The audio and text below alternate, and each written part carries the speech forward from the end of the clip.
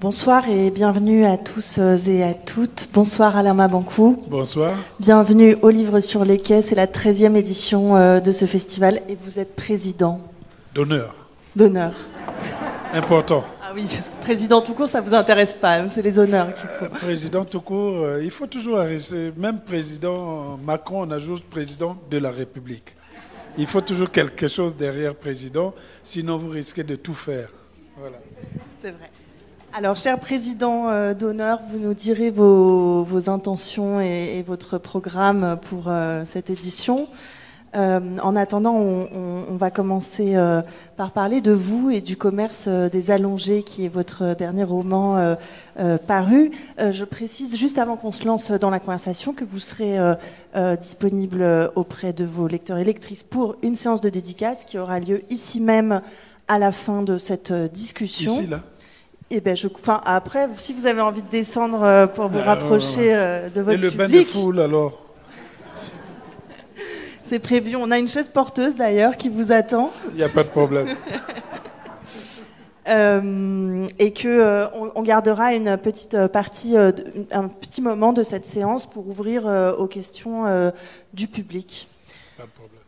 Quelques mots sur vous, Alain Mabankou. Vous êtes romancier, poète, essayiste. J'ai compté plus d'une trentaine d'ouvrages, 35 livres publiés. Oui, vous avez perdu le fil, mais moi je le tiens. Non, je ne calcule pas, sinon après, ça me déprime. C'est pas trop déprimant quand même, 36 livres en une carrière, c'est plutôt... Quand la taille des livres commence à s'augmenter, on regarde derrière, on se dit, ça fait quand même un peu peur. Plus les traductions, vous devez avoir une sacrée bibliothèque Mabankou chez vous. Ah non, j'ai pas mes livres chez moi, justement. Non, j'ai les manuscrits. C'est plus important pour moi que... Parce que le manuscrit, c'est là que je transpirais, c'est là qu'il y a des gouttes de café, c'est là qu'il y a la vérité d'un livre. Le manuscrit n'a jamais été imprimé.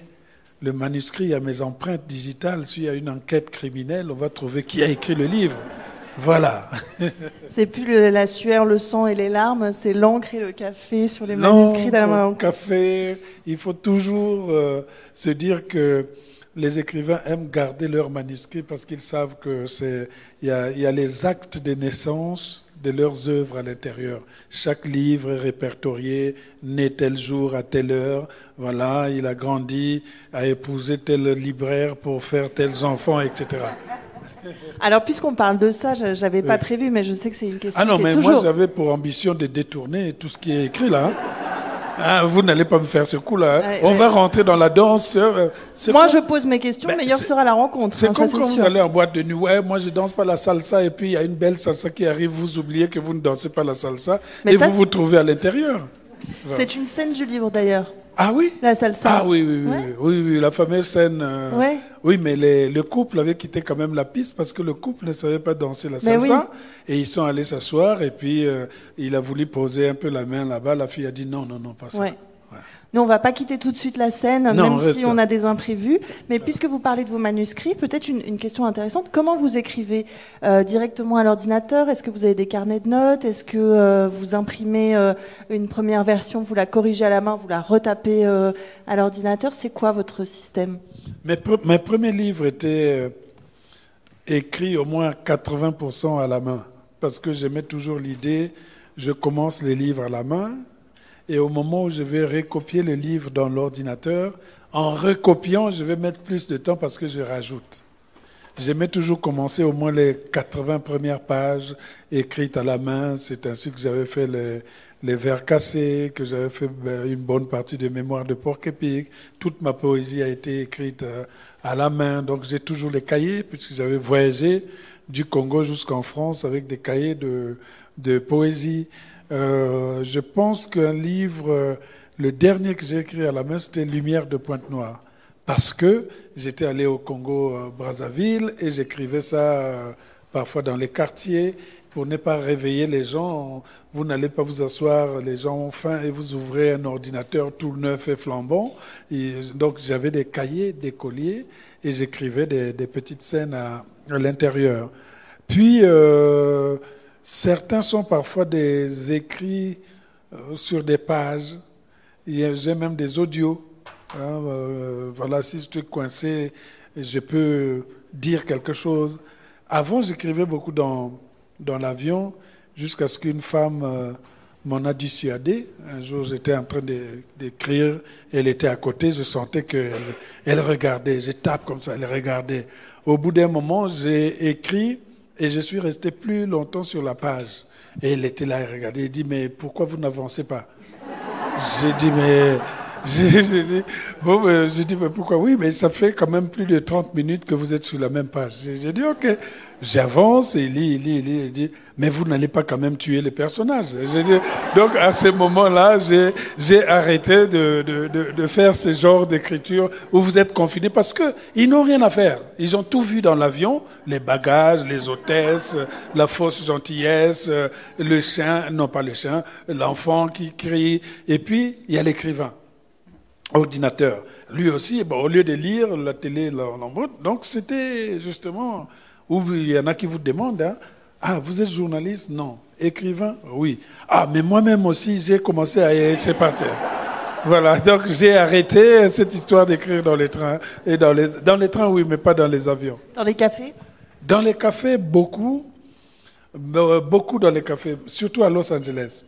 Parce que les cafés de Paris, là, il y a toujours un Congolais qui vous reconnaît, qui vient dire « Ah, grand frère, j'ai passé, je me suis dit que c'était toi, donc je ne peux pas quand même te laisser seul comme ça. » Donc, il ne comprend pas que je veux la solitude.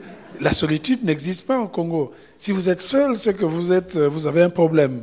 Il faut vous accompagner, etc. C'est pour ça qu'il y a des parents à qui on prête, même les neveux, les cousins, on dit « Allez-y vivre chez lui ou chez elle parce qu'il est seul ou parce qu'elle est seule. » Donc, les cafés, c'est surtout à Los Angeles.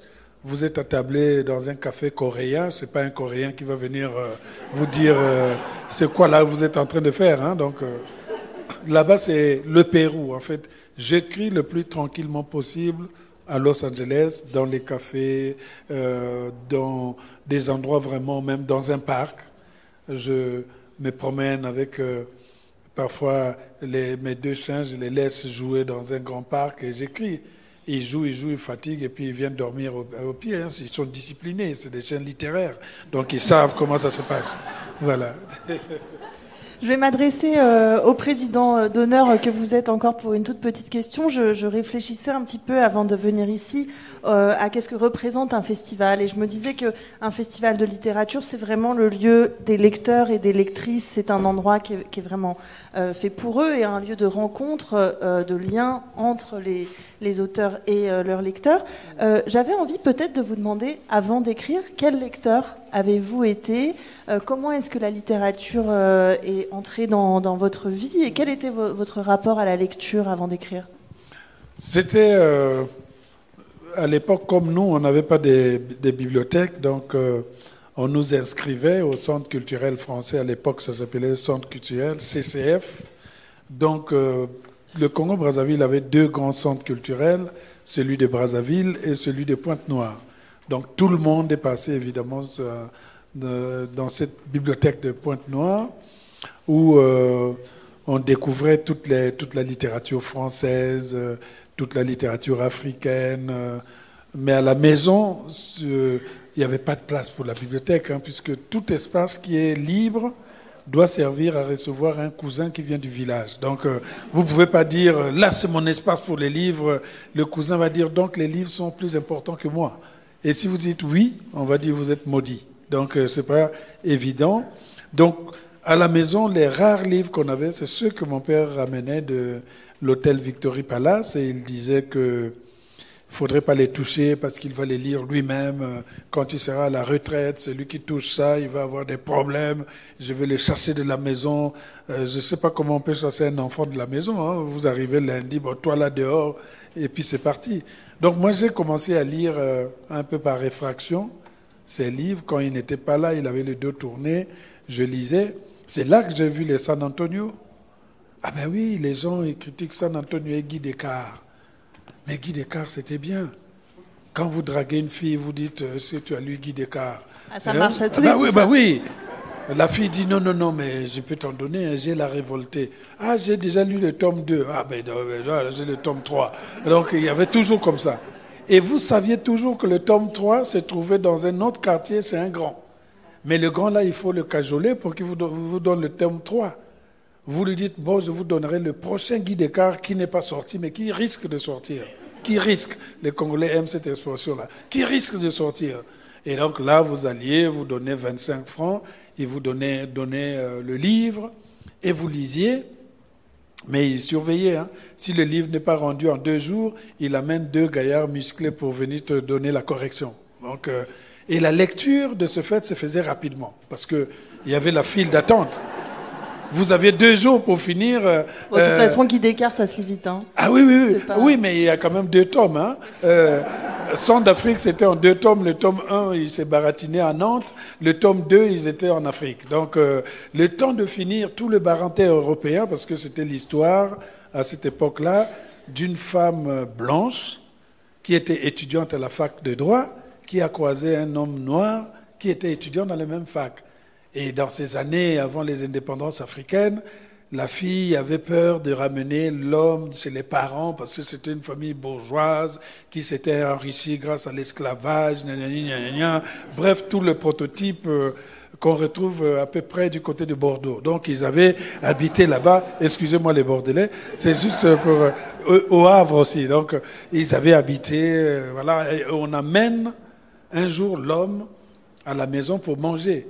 Et les parents voient quand même que, c'est pas le noir qui sort, qui dort c'est pas dans une case, mais c'est quand même quelqu'un, il parle subjonctif imparfait, accorde ses parties passées, tout.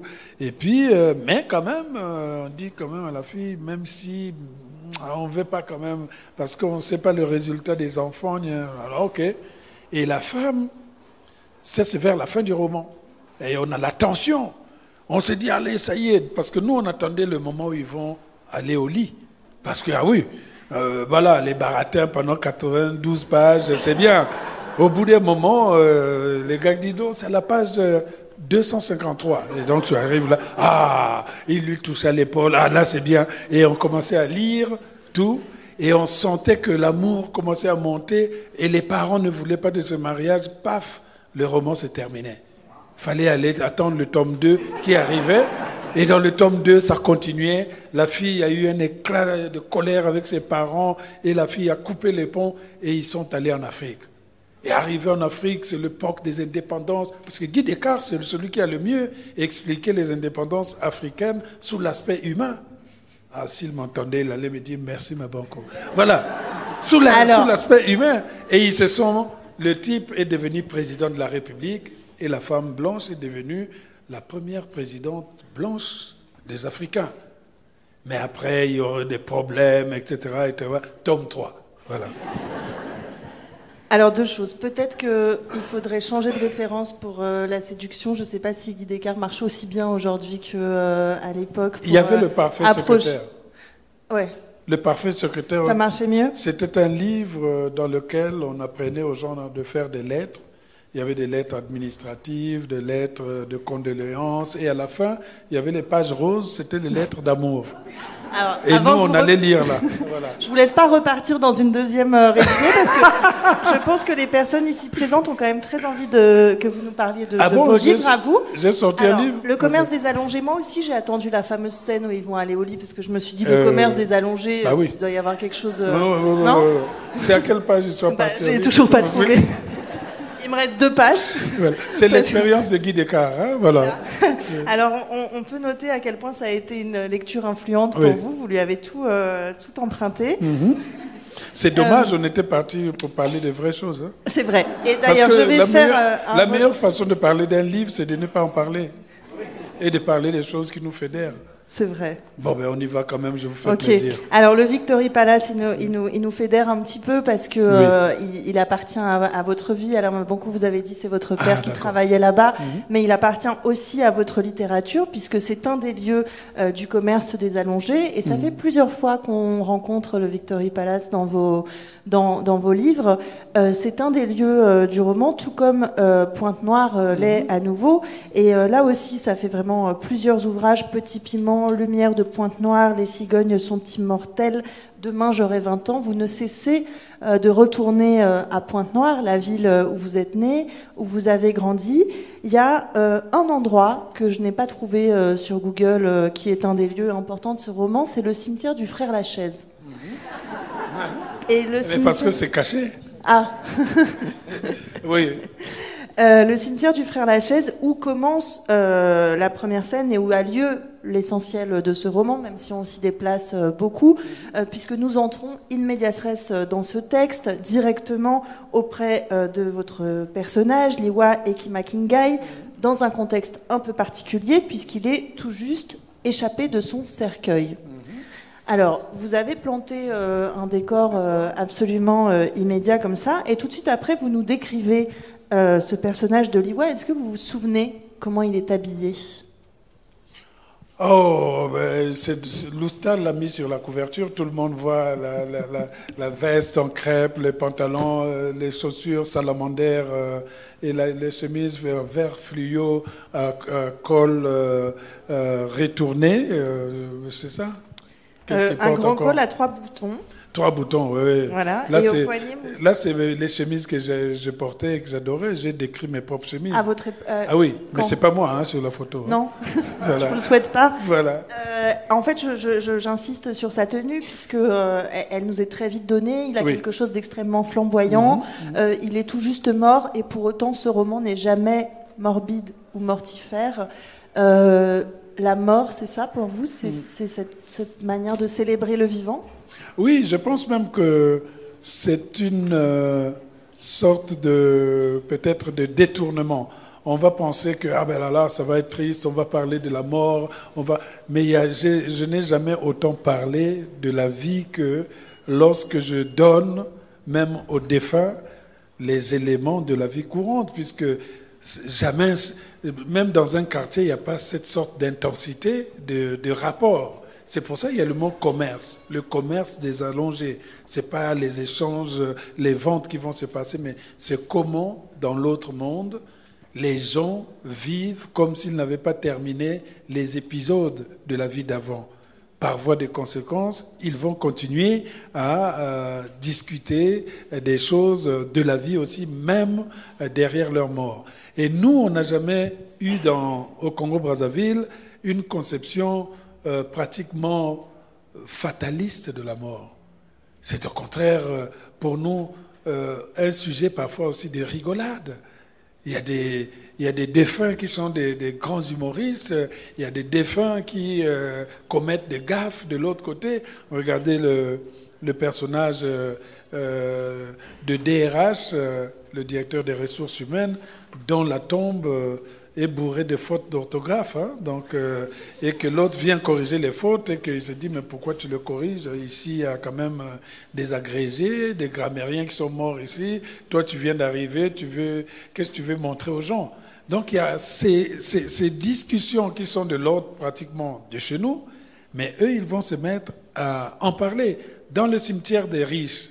Et là c'est pour répondre à votre question, si vous n'avez pas trouvé dans Google le cimetière le frère Lachaise, c'est tout simplement parce que c'est le nom que le peuple voulait donner, non, c'est le nom que le président voulait donner au cimetière des riches pour coller au cimetière frère Lachaise en France, et les pauvres ont vite commencé à appeler le cimetière des pauvres cimetière frère Lachaise. Et donc le gouvernement s'est rétracté et a simplement dit cimetière des riches. Donc le nom, il est dans la mémoire populaire, il n'a pas été gravé ou quand vous arrivez, cimetière du Père Lachaise. C'est pour ça que c'est passé entre les mailles de Google. Ce n'est pas à l'intérieur. Donc, c'était aussi pour moi un clin d'œil parce que quand je grandissais dans cette atmosphère où dans la nuit, le lendemain, je dois faire un examen à l'école, ma mère va me dire, il faut qu'on aille voir ton grand-père. Ça veut dire qu'il est au cimetière. On m'habille très bien, habillé, costume, cravate, tout, voilà. J'ai ces assiettes qu'on appelait comme qui se superposaient les unes aux autres. On a préparé un bon poulet, je sais pas, des haricots, le porc, banane, plantain, le manioc. Ah, ton grand-père, il aimait le piment. On a mis aussi du piment, on a mis tout. On a amené un vin de bouteille, 1 litre de vin de palme, de vin rouge, parce qu'il aimait le Bordeaux. Et nous voilà. On s'en va vers 18h au cimetière. Mais la mère va rester à la porte du cimetière. Il a dit, c'est là-bas, tu vas, je t'attends. Et tu y vas.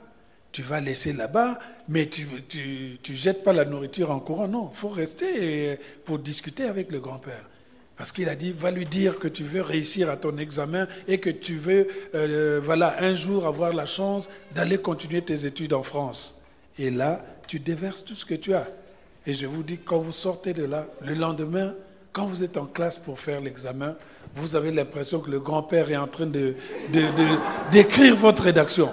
Je ne sais pas d'où ça venait, je citais les Victor Hugo, les trucs comme ça, ça sortait là. Et à la fin, quand le maître arrivait, il dit, Monsieur Alain Mabankou, oui, c'est très bien quand vous avez cité les contemplations de Victor Hugo. Mais bon, je dis, mais c'est le grand-père. Et donc, c'est un peu cette atmosphère à la fois festive, étonnante qui est là, sauf que cette fois-ci, le problème de mort concerne désormais les inégalités sociales et que peut-être que par ce roman, j'ai fait l'autopsie de certaines grandes plaies qui minent encore les sociétés africaines, en particulier le Congo, où prolifèrent les églises, les gourous qui profitent de la pauvreté des gens, d'où le personnage que vous avez du nom de Papa Bonheur. Tout le monde lui fait confiance. Il est l'autorité morale, mais il a le fait qu'il a une affection particulière pour les albinos, les noirs qui ont la peau plus claire, mais on ne savait pas qu'il se livrait à certains crimes sacrificiels pour accroître soit ses pouvoirs, mais les hommes politiques également le font. Et vous voyez aussi qu'il y a parfois des crimes qui sont commis en Afrique qui passent dans l'impunité parce que c'est commis par les hommes qui ont le pouvoir. Le groupe des ministres qui arrivent le jour de l'indépendance dans l'hôtel, à côté de l'hôtel Victory Palace, mais ils viennent parce qu'ils ont besoin de mineurs. Ils veulent sortir avec des mineurs parce que dans la conception de ces gourous, sortir avec les mineurs leur donne le pouvoir.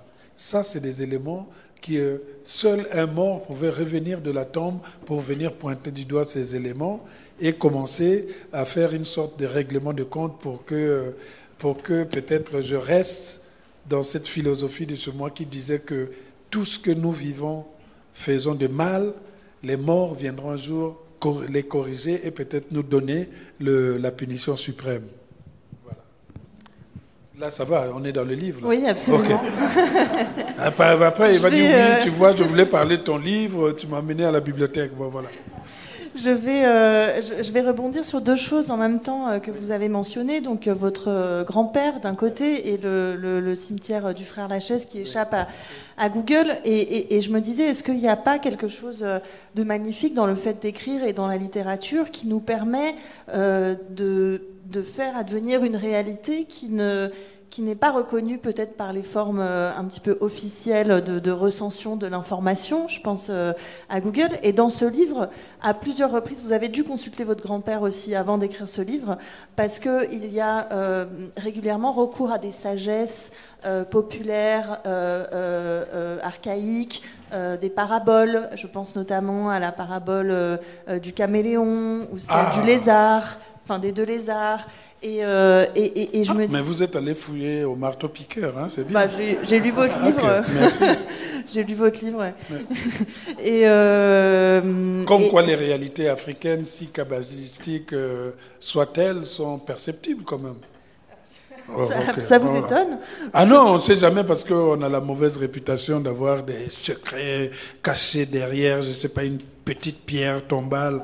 Mais je pense que c'était des éléments. Ça me fait plaisir que vous touchez peut-être du doigt ce qui relevait même du mystère. Pour certains Congolais, ils vont dire, mais pourquoi tu divulgues des secrets? Ce ne sont pas des secrets. C'est à cause justement de ces secrets que l'Afrique, parfois aujourd'hui, claudique. Elle n'avance pas parce que chaque fois qu'on fait un pas en avant, on va reculer parce que les seuls qui souffrent sont souvent les personnes marginales. Donc là, en l'occurrence, on l'a dit, les albinos, mais aussi il y a les fils uniques, il y a aussi peut-être les paralytiques, etc. Il y a toujours dans la société des élans de pouvoir utiliser les personnes les plus faibles pour les livrer comme s'ils étaient vraiment des boucs émissaires. C'est-à-dire que prendre du côté du faible, c'est se doter de pouvoir. Il y a une version comme ça en Europe qui s'appelle le capitalisme et la pauvreté. Le capitaliste vit du sang du pauvre. Donc il les met dans une situation de perpétuelle dépendance. Le pauvre va travailler jusqu'à la fin de ses jours en pensant avoir un salaire qui n'est en réalité qu'une petite portion du capital, du capitaliste qui détient les moyens de production. Donc tous ces gourous trouvent que la société travaille pour eux. La société va leur acheter les voitures. Vous savez, Papa Bonheur, il a une sorte de grande pick-up et il dit que c'est la voiture de tout le monde. Tout le monde peut la conduire parce que c'est la voiture de Dieu. Mais allez-y lui demander les clés s'il va vous donner la voiture. Voilà. Alors justement, vous montrez bien à travers donc ce pasteur c'est une église pentecôtiste à laquelle la grand-mère se rend. Vous montrez à travers les politiciens très véreux, très corrompus, que quand l'État est faible, d'autres formes de pouvoir se substituent au pouvoir de l'État. Et quand vous dites que ces croyances ralentissent ou empêchent en quelque sorte l'Afrique, il faut faire la différence quand même entre la tradition et l'occultisme. Alors je ne sais pas où est-ce que vous placez la limite, mais quand vous dites d'aller voir le grand-père au cimetière, c'est une tradition un petit peu magique qui n'a rien de néfaste pour la société. Jusqu'à quel point vous êtes pour la démystification Je pense que chaque fois qu'il y a des gens qui peuvent profiter des traditions pour rajouter quelque chose, c'est là que se trouve la limite. C'est un peu comme pour la Bible, hein. Les exégètes, donc ceux qui sont là pour nous interpréter la Bible, peuvent rajouter une virgule qui n'existait pas là. Et vous savez que la virgule peut tuer ou sauver quelqu'un. Si vous écrivez une phrase, par exemple, tuer, virgule, pas attendre, ça veut dire tuez-le, ne m'attendez pas. Mais si vous écrivez tuer pas, virgule, attendre, vous ne le tuez pas, mais voilà, c'est deux choses différentes. Vous avez dépassé la virgule, mais quelqu'un est mort. Tuer, virgule, pas attendre. Tuer pas, virgule, attendre. On sous-estime le pouvoir des virgules aujourd'hui. Voilà. Mais moi, je connais la virgule. J'ai écrit vers cassé ou pas? Je sais le pouvoir de la virgule. Donc, c'est la même chose. Il suffit que je puisse déplacer quelque chose pour jeter peut-être la société en catastrophe. Et en l'occurrence, ici, la société, la nôtre, était prise en otage. Elle est prise en otage par le pouvoir politique. Elle est prise en otage surtout par ce personnage, le directeur du port maritime de Pointe-Noire, qui est pratiquement l'œil du président de la République à Pointe-Noire. Tout ce qui se fait, il le voit. Il est l'ami direct du président de la République. Il est lui-même, il cache des secrets, puisque je ne dévoilerai pas qu'il a fait une fille. Voilà, il ne veut pas qu'on sache trop, parce que c'était une liaison avec une prostituée. Donc il y a comme ça des éléments dans la société qui font que l'analyse qui peut se faire à ce moment-là ne peut provenir que de très loin outre-tombe. Je voulais juste revenir un tout petit peu à cette histoire de parabole, puisque vous citez une parabole d'Amadou Hampâté-Bâ, je crois, sur les deux lézards. Vous voulez la raconter? Je la trouve très belle. Oui, non, c'est-à-dire que c'est l'amour que j'éprouve en quelque sorte pour Amadou Hampâté-Bâ, qui était un grand auteur malien, qui nous avait prévenu dans son conte intitulé « Il n'y a pas de petite querelle ». C'est-à-dire que dans ce conte que vous trouverez dans un livre intitulé « Conte initiatique Peul » aux éditions Point non, point c'est chez moi, point c'est seuil. On dirait pocket, voilà. J'espère qu'il n'y a pas le seuil. Voilà. Voilà, donc dans ce livre, c'est que le chef de la maison devait aller à un enterrement quelque part et il avait laissé tous ses animaux en leur disant « surveillez la maison ».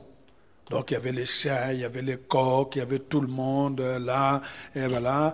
Et au bout d'un moment, les chiens et les autres animaux, leur attention est captée par 2 lézards qui étaient en train de se battre sur le plafond, au-dessus de la moustiquaire. Et la lampe était allumée. Et je pense qu'au bout d'un moment, le chien il a dit, mais attention quand même, si on ne sépare pas de ces petits lézards, quelque chose peut se passer. Il dit, oh non, laissez tomber. Et puis au bout d'un moment, la bagarre était tellement forte, les lézards sont tombés sur la moustiquaire, puis la moustiquaire, puis ça a bougé la lampe qui elle-même s'est affalée, puis ça a allumé, ça a brûlé la maison. Donc une petite querelle de lézards a entraîné pratiquement la destruction de la maison par les flammes. Et quand j'avais dit cette partie, c'était au moment où l'un des conseillers du président de la République disait au président de la République, si vous n'intervenez pas sur la querelle qu'il y a maintenant ici entre ceux qui sont pour le cimetière des riches et des autres pour le cimetière Frère Lachaise, cette histoire risque de mal se terminer. Et donc, du coup, le discours, on va lire le discours, si vous voulez bien. Comme ça, voilà. Si vous trouvez ça en italique, si ça n'a pas changé, quoi. Alors, vous n'allez pas la lire en entier, juste un résumé, voilà. Voyons, on interdit même aux écrivains de lire, c'est terrible, hein. Si on ne lit pas la littérature. Aux États-Unis, on ne parle même plus, on vient, on s'assoit, on ouvre les livres, on lit. Non, mais laissez, ça a disparu. J'ai arraché les pages juste avant de venir. Ah oui, oui. C'est un discours, c'est juste à côté, c'est normalement en italique, ça devait se voir. Bon, dommage, j'allais vous lire. Je vais la retrouver. Donc c'est ce conseiller qui, en quelque sorte, donne au président de la République le conseil de comment il devait s'adresser à la nation pour parler de cette histoire de séparation des cimetières entre les riches et les pauvres. Et à ce moment-là, le président de la République, il écoute. Vous l'avez trouvé en plus? Bon, ben voilà. Bon, parce que notre temps est compté. Allez, c'est où? Non, je ne voulais pas vous censurer. Hein. Allez-y. Donc, j'ai lu jusqu'à la page 1. Voilà. Alors, donc, Monsieur le Président, depuis quelques jours, je vous rédige des notes très précises afin de vous tenir au courant de cette grève des morts qui agite Pointe-Noire et maintenant le pays entier. Elle est ridicule aux premiers abords, et c'est pour cela qu'elle est dangereuse et risque de dépasser en ampleur la contestation que les Français ont connue en mai 68 quand votre illustre et distingué homologue, le général de Gaulle, a quitté la France pendant 24 heures pour se rendre discrètement à Baden-Baden, demander conseil à son ami de combat, le général Massu, parce que la France brûlait. En plus, votre illustre et distingué homologue en était réduit l'année suivante à subir l'humiliation d'un référendum qu'il avait demandé lui-même en mettant en jeu son mandat. Si on votait non, votre illustre et distingué homologue promettait de démissionner. Eh bien, les Français ont voté non et le général est allé se cloîtrer dans sa bourgade de Colombey-les-Deux-Églises afin d'écrire la suite de ses mémoires de guerre, votre livre de chevet, et mourir l'année suivante d'un malaise. Monsieur le Président, il n'y a jamais eu de référendum chez nous et vous n'avez pas tort de vous en méfier. Les Congolais ne comprennent jamais les questions simples. Ils donnent toujours des réponses compliquées qui, en fait, sont des questions déguisées. Et cette fois-ci, ces questions tourneront toutes autour de la date de votre démission, à l'instar de votre illustre et distingué homologue français, etc., etc. Donc, le conseiller lui explique ce qu'il faut faire pour qu'il ne finisse pas comme le général de Gaulle qui va aller se cacher quelque part. Et à la fin, évidemment, le président dit oui, tout cela est bien, mais je voudrais quand même terminer mon discours en disant « Ainsi parlait Zarathustra ». Voilà. C'est pour cela qu'au pays, on l'appelait Zarathustra. Parce que tout ça, on a dit, mais laisse tomber Zarathustra. Les gens vont demander c'est qui. Il dit, non, non, non, je dois finir mon livre par ainsi parler Zarathustra. Et c'est comme ça qu'on a appelé notre président actuel Zarathustra. Voilà. J'ai rien dit, hein. Ça va, hein? J'étais dans les temps. Hein? Absolument, okay. Absolument. Mais on relira un passage. Ah, parce qu'on doit lire encore? Non, mais si on a le temps, c'est juste qu'il y a encore beaucoup de choses qu'on peut dire sur ce roman qui est extrêmement riche. On y va, alors. Et je me rends compte qu'on est parti du point de départ. Donc Liwa vient de sortir de manière fracassante de sa tombe et qu'on s'est un petit peu arrêté là sur le déroulé du livre. Il a très envie de retourner dans le monde des vivants pour d'abord comprendre sa mort et ensuite la venger et aussi pour régler certaines affaires en cours. On lui déconseille fortement. Pourquoi est-ce qu'un mort ne devrait pas retourner chez les vivants? Parce qu'on estime que, surtout en l'occurrence pour mon personnage, tu as déjà la chance tu es mort et tu as la chance d'avoir ressuscité. Pourquoi tu veux retourner là-bas? Parce qu'on ne sait pas ce qui va se passer. Parce que si tu es ressuscité et que tu arrives chez les vivants, et si on te tue une deuxième fois, es-tu sûr d'exister? Donc c'est le vide aussi, à côté des gens qui sont morts. Donc c'est peut-être dans la légende même congolaise qui dit qu'on ne peut pas mourir deux fois. Si vous avez cette chance, vous êtes mort et vous êtes ressuscité, ne retentez pas en quelque sorte le diable. Restez dans la situation qui est là. Mais le jeune homme, il ne va pas laisser les choses parce qu'il ne comprend pas pourquoi lui, il est mort ce jour-là. Et surtout, il ne voudrait pas laisser les gens, en quelque sorte, qui sont, entre guillemets, responsables de sa disparition, parader avec toute innocence, en toute innocence dans le pays. Alors, en tout cas, il va avoir la chance d'accéder à quelque chose qui, je crois, nous travaille un peu tous, c'est d'assister à son propre enterrement. Voir qui est là, qui pleure, qui va être en plusieurs étapes cet enterrement. Donc ça va commencer par 4 jours de cortège funéraire, pendant lesquels il va il va passer devant tous les lieux qui ont marqué son enfance. Et vous faites dire donc sa grand-mère Malembe souhaite que tu emportes dans l'autre monde ces images de joie, de rire, de danse et d'amour. Alors, je ne sais pas, Alain Mabankou, si vous avez déjà assisté à un enterrement en Suisse. C'est pas la même ambiance. Ah ouais, hein, c'est austère. Hein. C'est un peu austère, ouais. Oh, ben dommage. Hein. C'est carrément sinistre. Alors, on n'a pas de danseuses en robe affriolante, par exemple. Les pleureuses danseuses. Chez nous, ça danse. Même le mort, il est là, il guette en cachette. Bah... Mais c'est ça. Absolument. Et cette occasion de repasser devant les lieux que sa grand-mère a présentés pour elle, c'est aussi de se repasser son enfance. Qu'est-ce que ce personnage a retenu de sa vie? Ce personnage a retenu de sa vie peut-être l'hypocrisie des uns et des autres. Ce personnage a retenu de sa vie que sa grand-mère était la personne la plus importante de son existence. C'est pour ça que dans le roman, vous voyez que quand il revient, il est ressuscité, il revient, il ne voit jamais de face sa grand-mère. Il peut voir tout le monde de face, mais sa grand-mère, c'est toujours derrière. Et même quand il voit la grand-mère, il la voit parfois plus jeune, les cheveux sont encore noirs. Et puis plus les jours de l'enterrement sont en train d'arriver, puisqu'il revit son enterrement. Au premier jour, il est content. Oh, oh, oh, je ne suis pas mort, c'est super, tout le monde m'entoure, on danse, on boit les cafés, les rendez-vous, parce que chez nous, on vient draguer dans les enterrements. Hein. C'est pas chez vous, là, on vient là-bas, on dit, ah, le pauvre, il a laissé... Non, non, non, non. On vient d'abord draguer, dit c'est qui, ah, c'est là, il y a un qui sort avec, ah, personne, bon, on y va. Donc, il y a le fait qu'il était content. Le deuxième jour, il commence quand même à sentir qu'il y a du remous quelque part. Hein. Les gens sont un peu bizarres. Au troisième jour, on commence à étudier les formalités et dire non, non, non, non, non, on dirait qu'on va m'amener quelque part. Et là, il y a une certaine tristesse.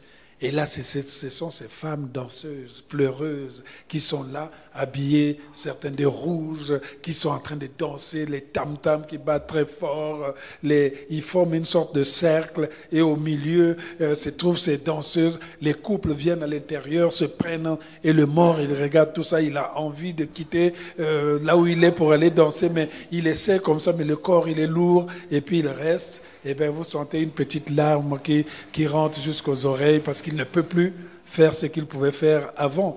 Et jusqu'au jour, ils vont partir. C'est cette sorte de procession. Parce que nous, on nous expliquait que non, quand vous êtes en train de pleurer le cadavre, ils voient qui sont les hypocrites et qui ne le sont pas. Donc c'est ce que peut-être apprend mon personnage Liwa, l'hypocrisie des uns et les autres. Et surtout, il regarde la solidarité de toutes ces femmes qui travaillent avec sa grand-mère au marché.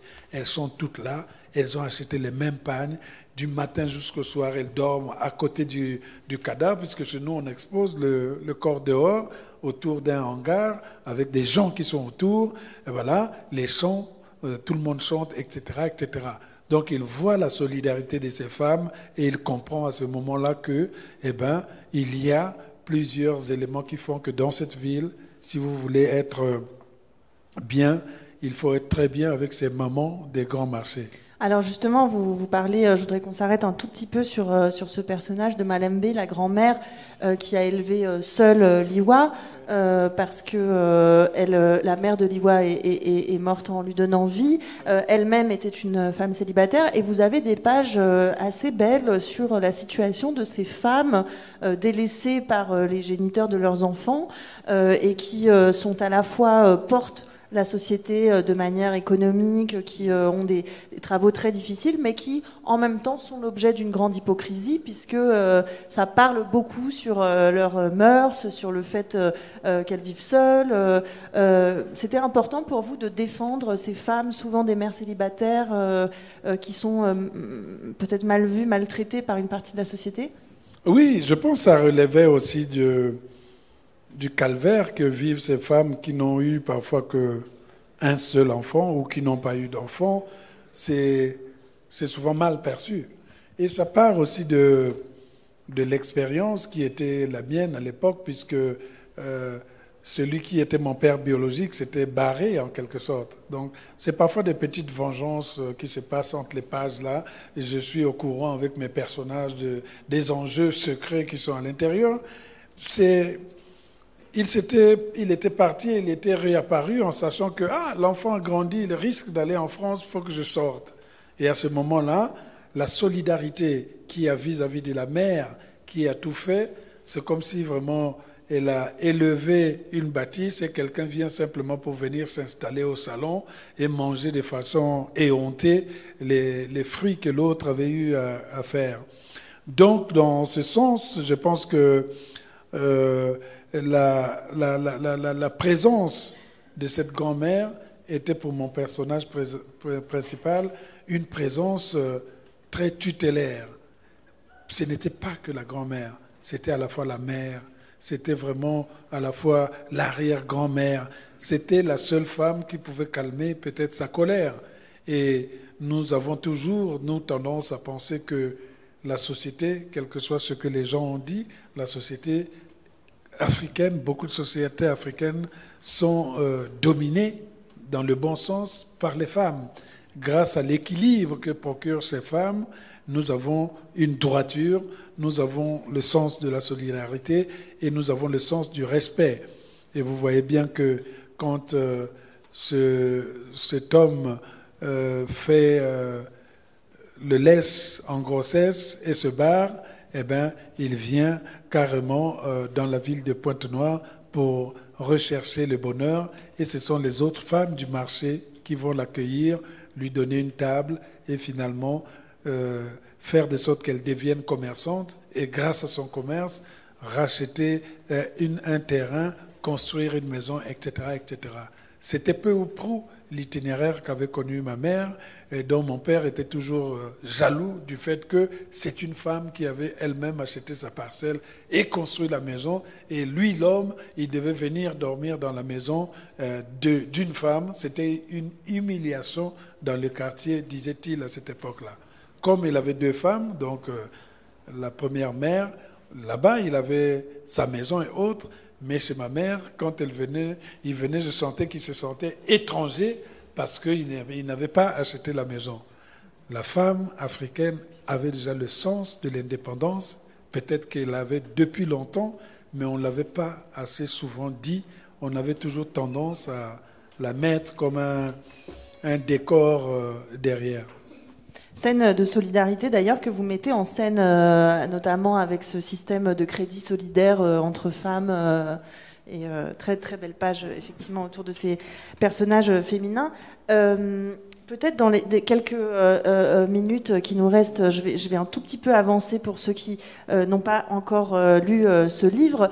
Passé ces 4 jours de funérailles, Liwa va entrer en contact avec les autres allongés, les autres trépassés du cimetière. Et là, vous donnez vie à une galerie de personnages secondaires qui sont à la fois truculents, mais qui représentent chacun à leur manière une facette de la société congolaise telle que vous en avez un petit peu parlé jusqu'à présent, donc des personnes qui ont été victimes de la corruption, des mauvais sorts, des pratiques occultes. Comment vous avez fait ce casting ? Oh, c'est macabre, peut-être.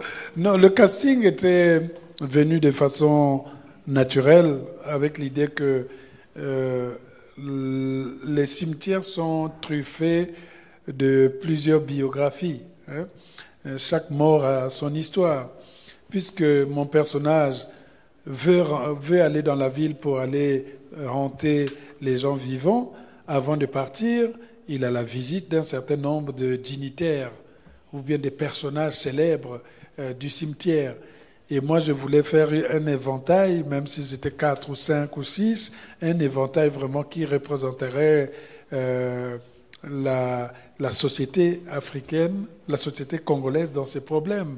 Le DRH, donc lui, il a des liens avec la France puisqu'il a été un ancien directeur des ressources humaines ici en France, qui s'est retrouvé de l'autre côté au Congo parce qu'il avait été rappelé par le ministre de l'économie pour être directeur d'entreprise. Et puis arrivé là-bas, un drame était arrivé, il s'est retrouvé de l'autre côté du cimetière. Et puis vous avez d'autres personnages comme cette dame âgée qui vient chaque fois, presque tout le temps, déposer des fleurs sur la tombe des jumeaux. Et donc, dès qu'on va voir l'histoire des jumeaux, elle est liée aussi à l'histoire pratiquement du cimetière. Vous avez ce bossu qui s'appelle Lili Madera, dont toute la ville pense que sa voix est belle parce qu'elle passe par la bosse. Et tous les musiciens au Congo à cette époque-là chantaient en imitant la bosse, peut-être pour qu'ils aient la plus belle voix dans ce sens. Lui aussi, il a son histoire. On va trouver d'autres, peut-être jusqu'à l'arrivée à cette femme corbeau qui est le prototype de la Jeanne d'Arc congolaise. On a une femme qui s'appelle Kim Pavita qui a été brûlée vive, à l'instar de Jeanne d'Arc pour ses convictions. Et je voulais lui rendre vraiment hommage juste avant que le personnage ne descende enfin dans la ville. Et il croise cette femme que j'appelle dans les livres la femme corbeau, parce que vraiment elle a été cramée et brûlée. Et cette femme lui donne la sagesse peut-être que je voudrais qu'on retienne dans ces livres, c'est que quand on est passé du côté des morts, si on doit revenir chez les vivants, il faut le faire pour accomplir des œuvres nobles, sinon ça ne vaut pas la peine. Et mon personnage le sait que quand il va prendre un épieu qu'il a subtilisé au cimetière, il a la main, il descend pour aller dans la ville et cette phrase trotte dans sa tête, que même si je vais descendre là-bas, vengeance ou pas vengeance, ce que je devrais faire par la suite devrait être quelque chose de noble. Voilà. On a évoqué cette Jeanne d'Arc congolaise, on a évoqué différentes traditions. Je voudrais peut-être en revenir juste pour citer Amadou Hampâté-Bâ quand il disait une autre phrase qui est très connue, quand il dit « Un vieux qui meurt, c'est une bibliothèque qu'on brûle ». Je réfléchissais à cette phrase et je me disais est-ce qu'il n'y a pas aussi un livre qu'on publie, c'est une tradition qu'on sauve, puisque en quelque sorte, en écrivant, vous faites vivre aussi vous faites vivre ces personnages, vous faites vivre ces légendes, vous faites vivre ces fables. Est-ce que c'est pour vous une des raisons d'écrire, c'est de garder quelque chose de ce monde qui ne sera plus peut-être? Oui, je pense que je suis très très attentif à tout ce que j'entendais. Et donc même, j'ai un cousin qui s'appelle Grand Poupi. Ceux qui ont lu Black Bazar le savent. Et chaque fois quand on lui dit « Oh, ton cousin, il est écrivain », il dit « Quel écrivain là? Il n'est pas écrivain, il raconte les histoires qu'on nous racontait quand on était jeunes. » Donc il y a chez moi aussi le souci de garder cette espèce de littérature orale.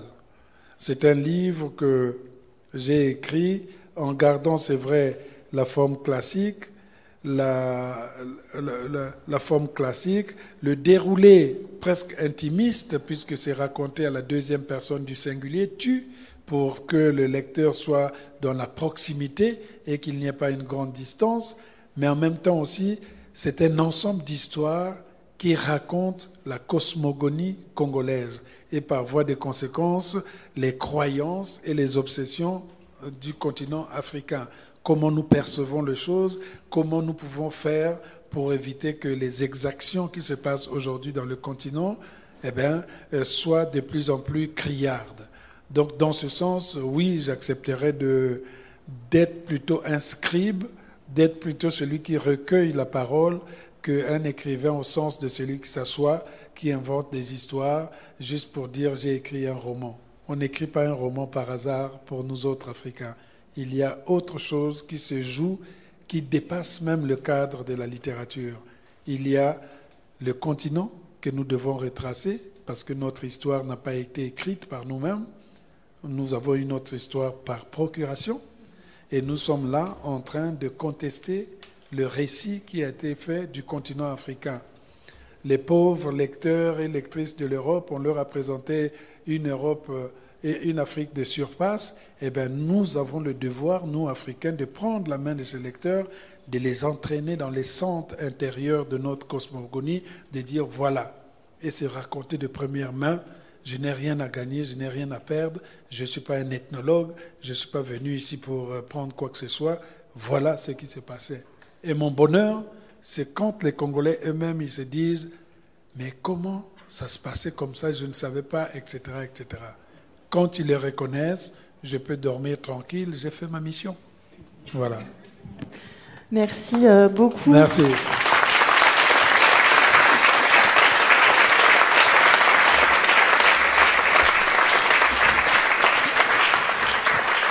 Alors, il nous reste encore 5 minutes. Alors, je passe volontiers la parole à vos lectrices et à vos lecteurs. S'il y a des questions ou des remarques, il y a un doigt qui se lève ici.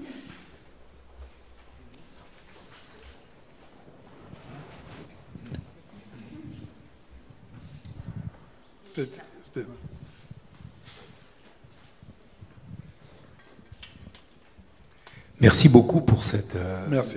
pour être descendu là, en profondeur de votre livre, pour nous transmettre des traditions africaines. C'était magnifique. À part ça, je croyais savoir que vous n'alliez plus au Congo. Est-ce bien juste? Ou bien vous avez pu retourner récemment? Et j'avais cru comprendre que vous aviez dit ça une fois que je vous avais entendu par le passé.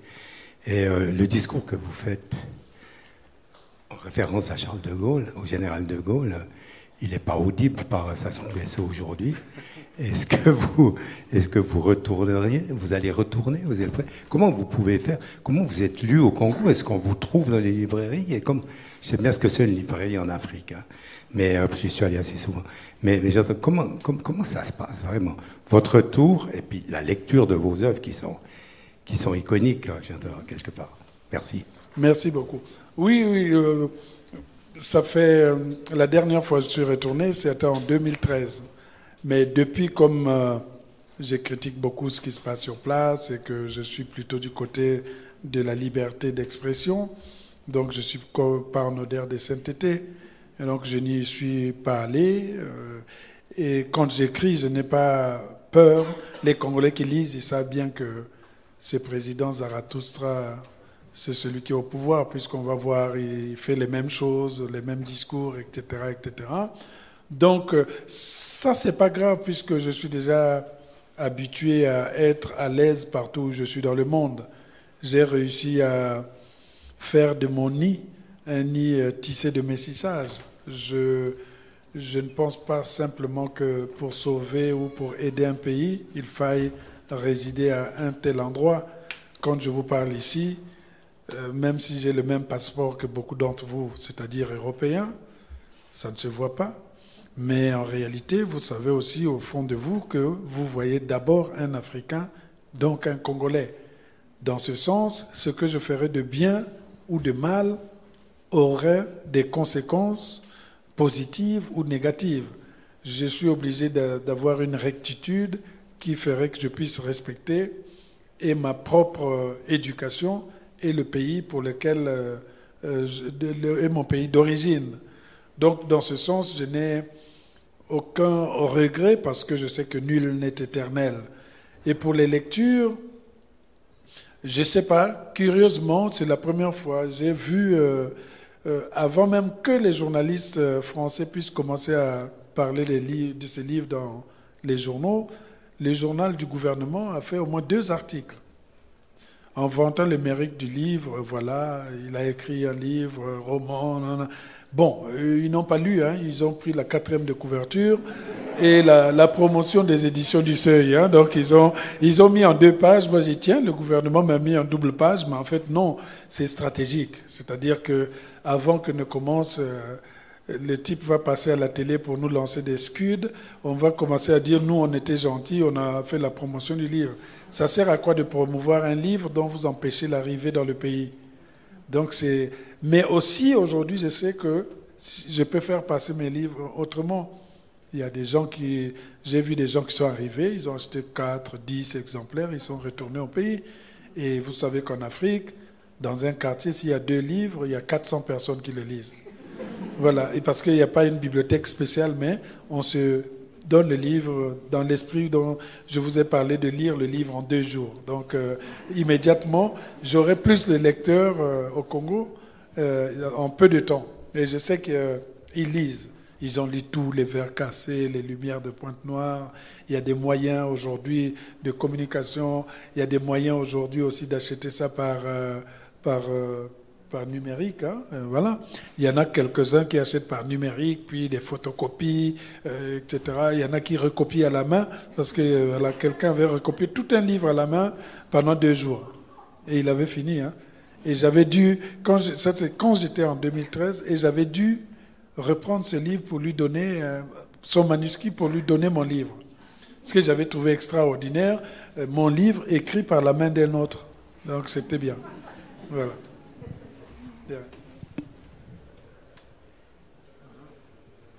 Une autre question? Oui. Ah.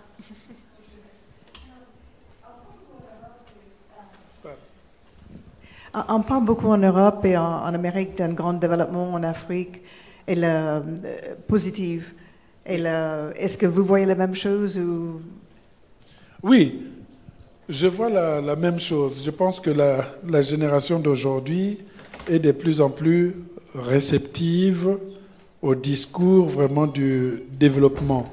Et je pense aussi que les valeurs que nous représentons aujourd'hui doivent inspirer ces jeunes qui jusqu'alors pensaient seulement que pour réussir, il faut être footballeur ou musicien, ce qui n'est pas donné à tout le monde. Ils voient aussi qu'on peut avoir la parole en littérature, en peinture, en cinéma, etc. Ce qu'il manque maintenant en Afrique, c'est peut-être les modèles. Il faut que dans ce que nous sommes en train de faire, que nous soyons des exemples pour ces jeunes. Et moi, je suis celui qui utilise toute forme de canal pour pouvoir dialoguer avec ces jeunes. S'ils aiment la musique, eh bien, je vais faire des chroniques sur la musique pour les intéresser. Ils vont dire « Ah, les grands frères aussi écoutent la musique congolaise. » Ça fait plaisir d'être aux côtés de ces gens et de leur dire qu'on peut aimer ces choses que vous estimez petites et faire aussi des grandes choses à côté. Donc nous sommes dans ce progrès aussi. Merci beaucoup, Monsieur le Président d'honneur, Alain Mabanckou. Je ne vous appellerai pas. Merci. Merci. Merci. Merci à vous tous et toutes d'avoir été présents. Mais il faudrait aussi qu'on vous remercie, parce que je vous ai plusieurs fois dévié de votre GPS. Je m'excuse à vous avoir dévié, mais quand vous donnez la parole à un Congolais, c'est comme si vous donnez la liberté à un fleuve. En tout cas, merci beaucoup. Magnifique. Vous allez prendre vos dédicaces, je crois que c'est ici que ça se passe. Non, ah non, on me fait signe que non. Juste à la sortie. Voilà. Vous allez rester là jusqu'à la fin du festival, j'imagine. Eh ben, il paraît, mais bon, De Gaulle n'a pas fait pareil. Merci beaucoup. Bonne fin de festival.